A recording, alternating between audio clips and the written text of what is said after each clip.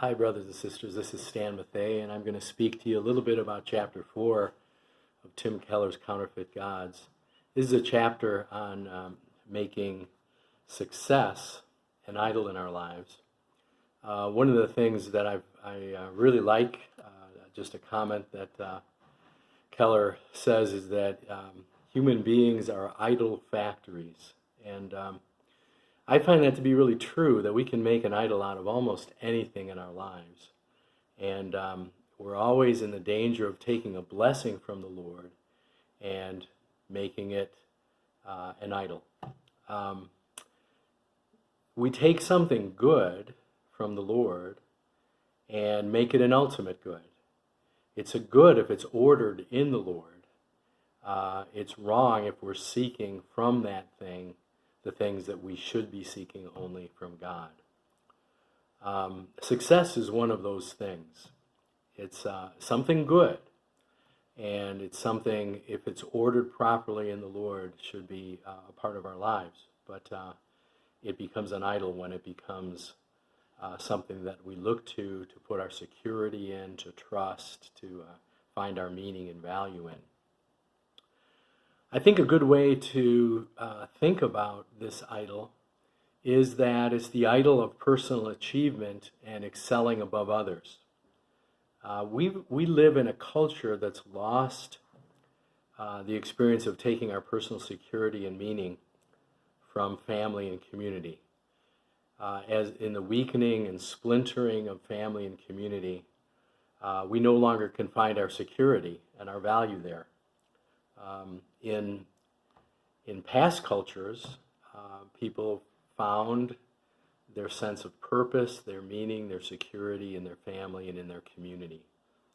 And that's no longer the case. So many need to find those things in something else, and personal achievement, excelling above others, is one of those places that people can try to find those things, and therefore it becomes an idol. They put their trust in success, in excelling above others, in ambition, and find their meaning and security and value in that. Now, there's different places where we are more in danger of making success an idol.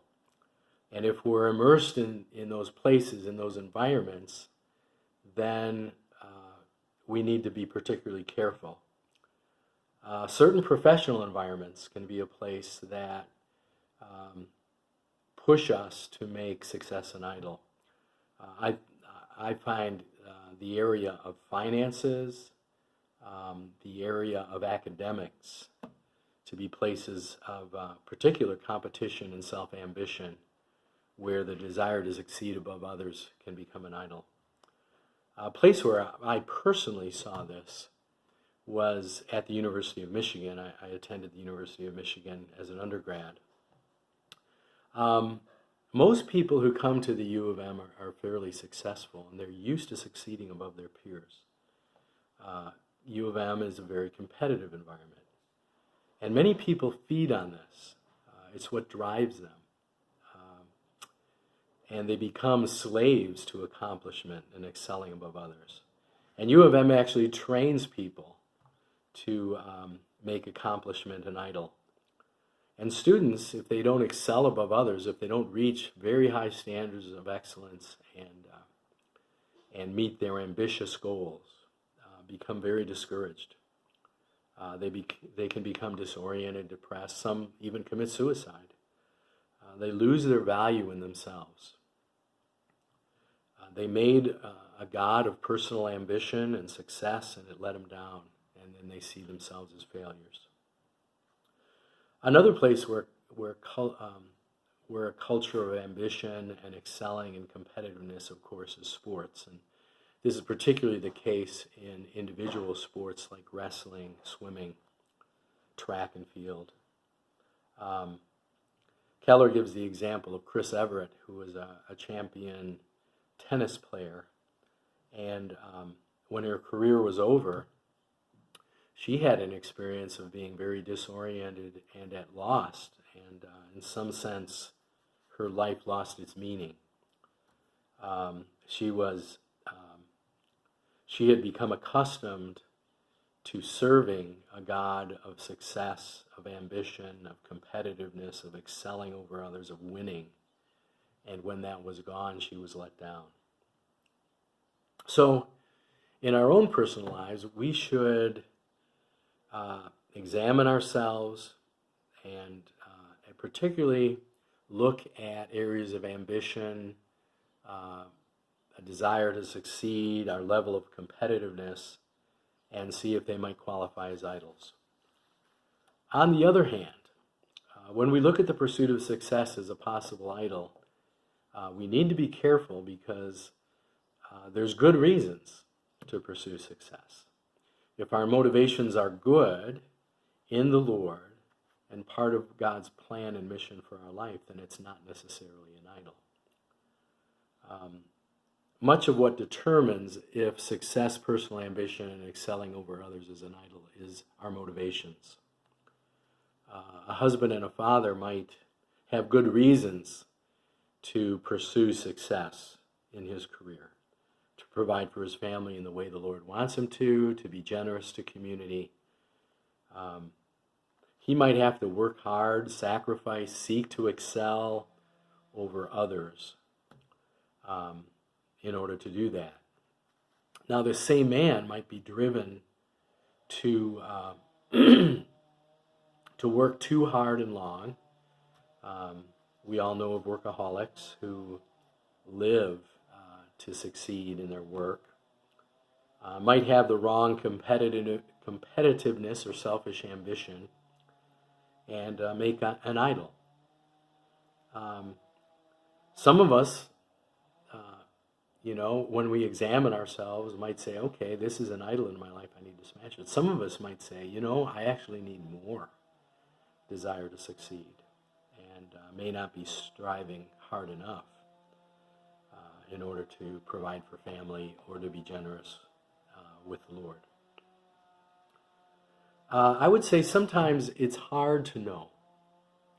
It's hard to know if our level of pursuit of accomplishment, our level of ambition, our competitiveness, our desire to excel over others is appropriate and submitted to the Lord, or if it's selfish, worldly, and acting as an idol. It really requires self-knowledge, and that's not always the easiest thing to do. And we have the advantage in community to be in men's and women's groups, to have pastoral leaders. And what I'd recommend, if as part of this chapter, is to review and examine yourself and consider sharing with your men's and women's group, with your pastoral leader, just how this area works in your life. And, they can speak into your life. They might say, you're just fine. Your motivations seem to be good. Or they might say, that motivation needs to be purified. They might say, actually you need to pursue your career with a greater heat and work harder. In conclusion, we live in a culture where personal achievement is frequently what people look to for meaning, security, and happiness. We should get these things from our brothers and sisters, from the Lord. We shouldn't seek to find our life in our work, in pursuing success.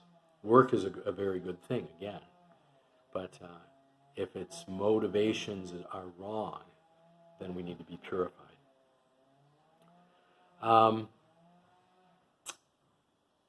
Like all of our life, we should be seeking to submit our lives to the Lord and seek to be His servant.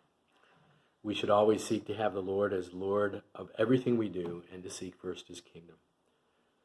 This should be our ultimate ambition. This is what we're seeking to succeed in. And may the Lord grant us wisdom and self-knowledge and grace to pursue Him and His will with all our strength and all that we are.